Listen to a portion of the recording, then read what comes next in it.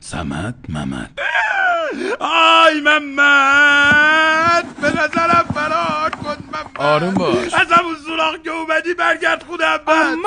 برو به سر. تو که گفتی یا صمد یا محمد یا رفیق من لا رفیق له، الغوث الغوث خلصنا من النار. چقدر سر صدا میکنی تو؟ گوه خوردم. دور از جون، من خیر تو میخوام. برو. این که همون سوراخ محمده نی؟